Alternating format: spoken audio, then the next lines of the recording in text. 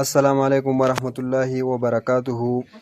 جناب علي، دا زمونږ د اچرو واقعه ده کم چې نن شوې ده په منګوره کې. دا خور زمونږ واده وه د دلبر په زوی باندې په سردار شیر باندې واده وه او نن پرون شپه په دې باندې ثابته شپه باندې تشدد شوی دی، دا وهلې شوې ده، د دې هر اندام مات دی.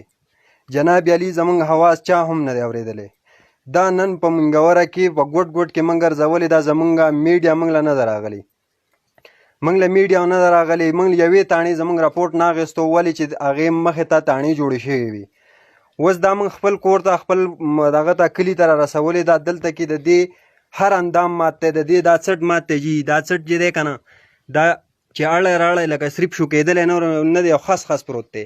لاسونه د دې مکمل طور مات دي، دا لاسونه چې دي دا مکمل طور د دې مات دي، د دې څټ مات دی، پوښتۍ ماتې دي، د دې هر وجود چې دی دا خس خس پروت دی. د دې سره چې کم ظلم کم زیاتی شوی دی، موږ د دې دا مطالبه کوو چې د دې د فوري طور باندې د دې تپوس وشي او د دې د کم ظالم چې دا ظلم کړلی چې د هغې مخنیوی وشي او د هغه له عمربر سزا یا د هغه ته پانسي میلاو شي.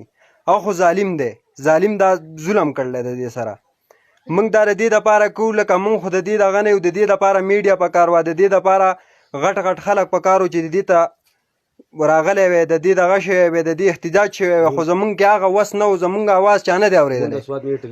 موږ د سواد میډیا ته هر ځای ته ټلیفونونه کړلي، هغې موږ ته وی چې یاره موږ سره کسان دا ټیم نشته. کله چې موږ تاڼې ته لاړو، یوسچو موږ ته ووایي چې دا به داسې وشي. بیا هغې خپل راپورټ داسې لیکلی و چې هغه زهر یې خوړلي، زهر په دې کې هېڅ دغه نشته. د دې زهر وخوړه، د دې څټ ولې مات شو، د دې لاس ولې مات شو، د دې پوښتۍ ولې ماتې شوې. دا خو په دغه نه ده، د دې هر اندام چې دی دا خس خس پروت دی. دا خو د زهرو څه دې کې اثرات نشته. اوس موږ په دوبارې له خپل راپورټ ورکړلی، موږ دا غواړو چې د دې څه مخنیوی وشي.